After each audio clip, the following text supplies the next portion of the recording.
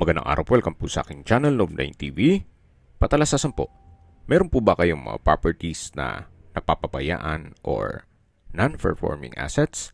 Plan nyo ibenta, pero wala kayong oras sa pagbenta nito. Kung ito'y pagkakatiwala nyo po sa amin, tawag lang po kayo sa aking numero, usap po tayo, gawin ko po ng video for free. Yes, libre po, wala po kayong babayaran. Tutulungan pa namin kayong mabenta ang inyong property.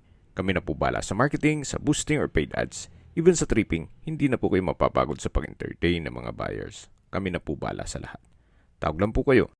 Nandito po tayo ngayon sa Bailen, Cavite or General Emilio Aguinaldo, kung saan meron po tayong bagong video presentation, isang rest house na may swimming pool. May lot area po ito na 1,000 square meters, then ang floor area po is 639 square meters.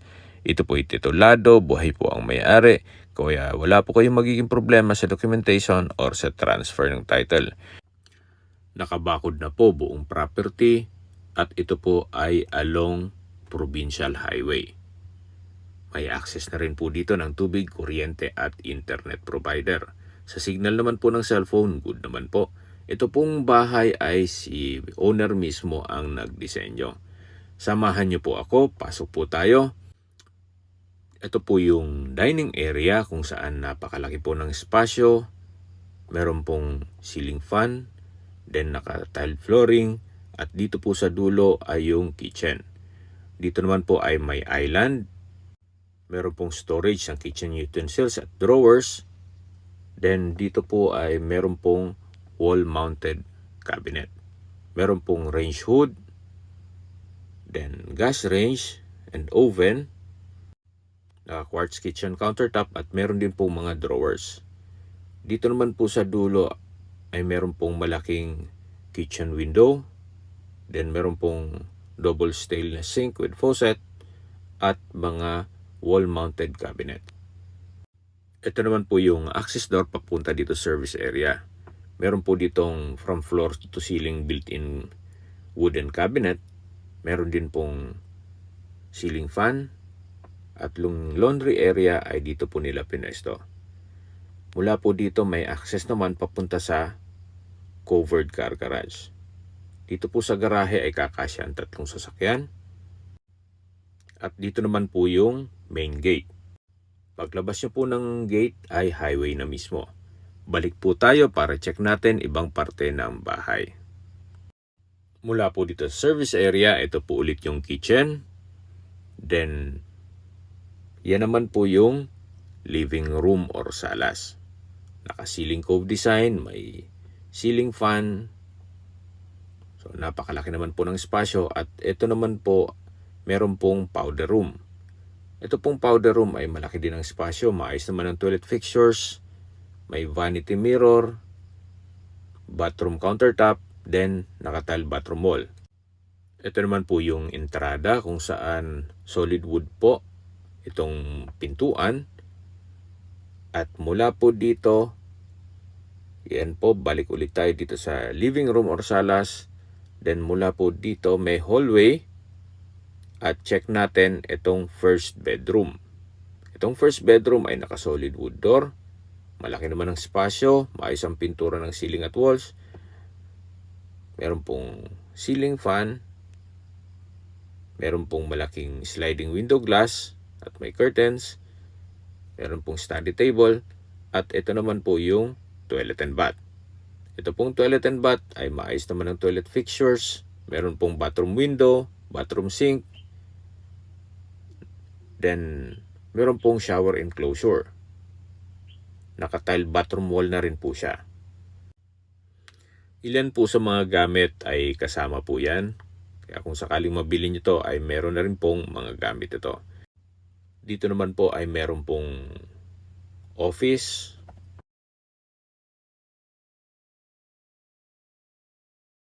Kaya kung sakaling ma-acquire nyo to at work from home, pwede na po kayong pumesto dito. Or pwede rin pong gawing study room para sa mga bata. Meron pong access door dito papunta sa second floor. At pamaya po, iikutan natin yan. Then, bali 2 po ang pintuan. Ito pong isang pintuan ay may access din dito sa family room at iba pang mga kwarto. So, mamaya po ikutan natin yan. Balik po ulit tayo dito sa opisina. Then, ito po ulit yung hallway. Check po natin yung pangalawang bedroom. Ito pong pangalawang bedroom, ganun din po. Napakalaki po ng espasyo. May ceiling fan, okay naman ang pintura ng ceiling at wall, naka-tile flooring. At meron din po itong sariling toilet and bath. Meron pong shower enclosure. May overhead shower. May malaking vanity mirror. Then meron pong bathroom countertop at drawers. Meron pong jacuzzi. At naka-tile bathroom wall na rin po siya. Meron din pong bathroom window. Yan po, balik po ulit tayo dito sa master's bedroom kung saan meron din pong walk-in closet.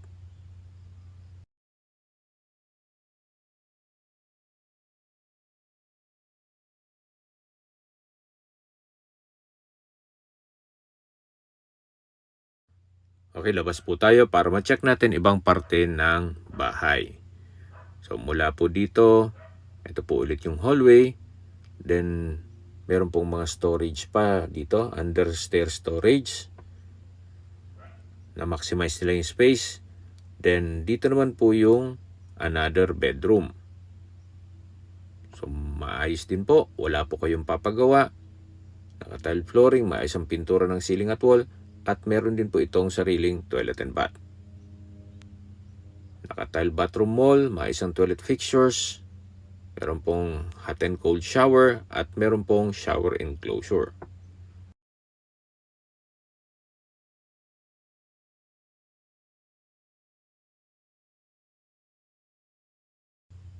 Yan po, tunghayan nyo po ulit. Napaganda po. Labas po tayo para check natin ang family room. So, malaki naman po ang espasyo. So, ito pong mga gamit, may ilan pong mga kasama dyan. Mula po dito sa family room, meron pong sliding glass door na may access dito sa covered lanay at papunta sa swimming pool. Mula po dito sa family room, meron pong another room. Kaya kung big family po kayo, pasok nito sa inyong requirement. Ito po yung last bedroom dito sa ground floor kung saan malaki naman ang spasyo. Maayos naman ang pintura ng ceiling at wall at meron din po itong sariling toilet and bath. Maayos naman ang toilet fixtures, naka-tile bathroom wall at meron din po itong shower enclosure. So far, wala po kayong ipapagawa dito sa bahay na to. Ready for occupancy po. Mula po dito sa last bedroom dito sa ground floor, ito po ulit yung family room. At katabilang po nito ang powder room. Naka-solid wood door, meron pong malaking vanity mirror, maayos naman toilet fixtures at naka-tile bathroom wall na rin po. Ito po yung tinutukoy ko sa inyo na stairs papunta dito sa second floor or attic.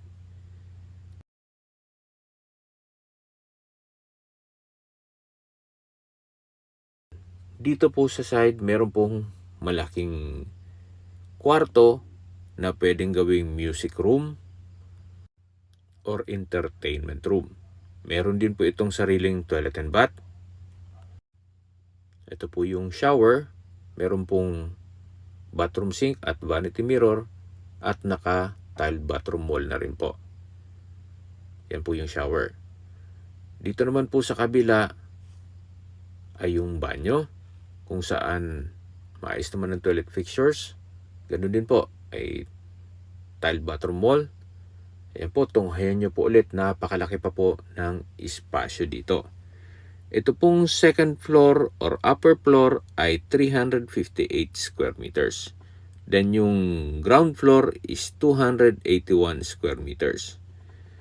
Dito naman po yung workplace ni Sir. Napakalaki pa po. Gaya po ng nasabi ko sa inyo, kung malaking pamilya kayo, pwede na po itong gawing another bedroom.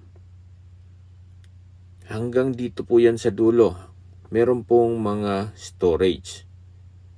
At ito pong mga nakikita nyo na mga maliit na access door, papunta yan sa side ng ceiling. Kung may kukumpunhin or gagawin, hindi na po kailangang magbaklas ng kisame. So, hanggang dito po, napakalaki po ng espasyo. Napakaganda po ng disenyo nitong bahay. Sa unang tingin nyo po, kala mo maliit lang. Pero pag pumasok po kayo, ang laki po. So, dito po may access door papunta dito sa terrace o balkonahe, kung saan sa ilalim po nito yung covered car garage. Ito po yung tinutukoy ko sa inyo na provincial highway. Ito pong terrace ay naka-tile flooring na rin. Then meron pong metal railing. Meron pong stock room dito. Yan po, check natin. May sariling window, may outlet ng kuryente. So, depende po sa inyo kung ano pang pwedeng i-project nyo dito.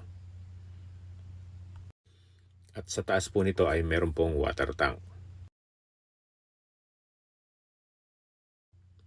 Ito pong hagdan ay papunta dyan sa garahe.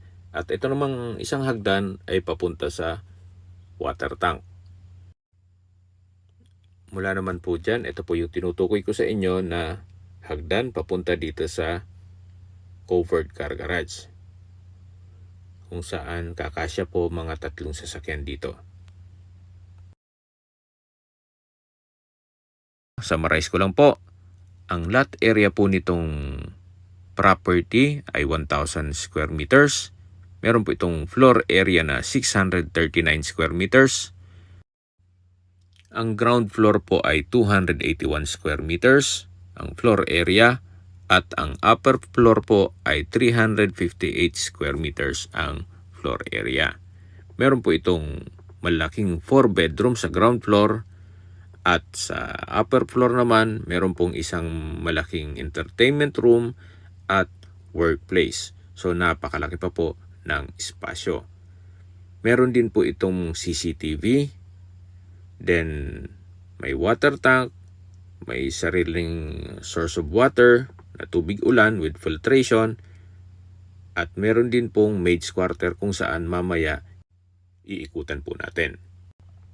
Sa distance, location at travel time portion na po tayo.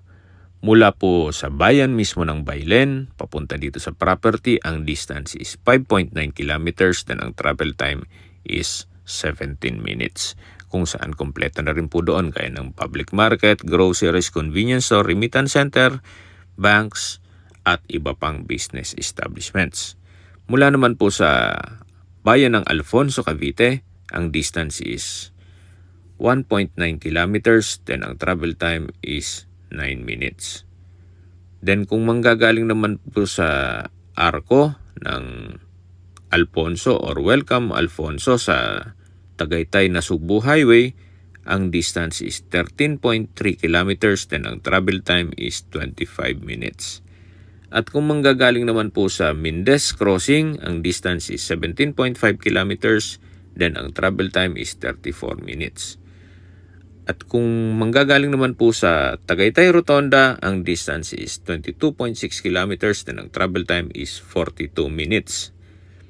Mula naman po sa airport, ang distance is 60.8 kilometers, then ang travel time is 1 hour and 49 minutes. Ang estimated elevation above sea level is 1,083 feet at ito po'y accessible ng public transportation. Okay, nandito po tayo sa likod ng parte ng bahay kung saan dito po meron pong isang structure na pwede po kayong mag-alaga ng manok or whatever na pwede nyong gamitin. Then dito naman po yung storage ng mga tools at ito po yung tinutukoy ko sa inyo na source ng water, tubig ulan, na meron pong filtration. Ito po yung maid's quarter kung saan halos parang isang bahay na rin. Ang size nito ay 7x3. Meron po itong kusina, may sink, then meron pong toilet and bath. So kung sakali pong may caretaker kayo, ayan po, meron pa siyang shower. Maayos naman ang toilet fixtures. So napakaswerte po din ng magiging caretaker gawa ng magkomportable naman po ang magiging tirahan nila. So ito po yung likod ng parte ng bahay kung saan ito po yung structure na pinakita ko sa inyo kanina, yung multipurpose, whatever na pwede nyo gawin. Then meron pong gazebo at ito naman po yung poolside. At yan naman po yung property 9 sa dulo. Meron din pong mga fruit-bearing trees dito gaya ng nyog, saging, at marami pa pong iba. Dito naman po kung dog lover po kayo, ay playground po ito ng mga aso ni Mama at Sir. So yan po yung perimeter fence at meron din pong mga ornamental plants dito. Okay, sa presyo na po tayo. Binebenta po ito ni owner sa halagang 22 million pesos. At ngayon po ay nag-markdown price na po si owner sa 19.5 million pesos net. Ibig pong sabihin, si buyer na po ang sasagot sa lahat ng taxes at expenses with regard to documentation. Kung may mga katanungan po kayo, tawag lang po kayo sa aking numero. At sa mga kababayan naman natin nasa ibang bansa, meron po akong WhatsApp, Viber at Telegram. Same number lang po, 0917-316-3399. Sa mga nagtatanong naman po ng aming Facebook, meron po aming Facebook page na Nov9TV at Facebook Real Video. Meron din pong TikTok at Instagram. May ibang YouTube channel po kami, the Nov9TV channel, Nov9TV Listings, Nov9TV On The Spot, Nov9TV Updates, at Nov9TV House Rental. Sana po naibigyan nyo ang video presentation. Paki-like and subscribe na lang po sa aking channel para ma-update din po kayo sa aking future listings. Kung sakali po hanap nyo yung mas malaking sukat ng lupa, meron din po kami ibang listings na pwede nyong pagpilian. Huwag po kayong mag-atubiling tumawag sa amin. Then, let us know your budget para malaman namin kung anong property pwede naming ilog sa inyo. Sa lahat pong viewers, subscriber at nagtiwala po sa amin, salamat po sa suporta. Ingat po kayo lagi at yung pamilya. Maraming salamat po.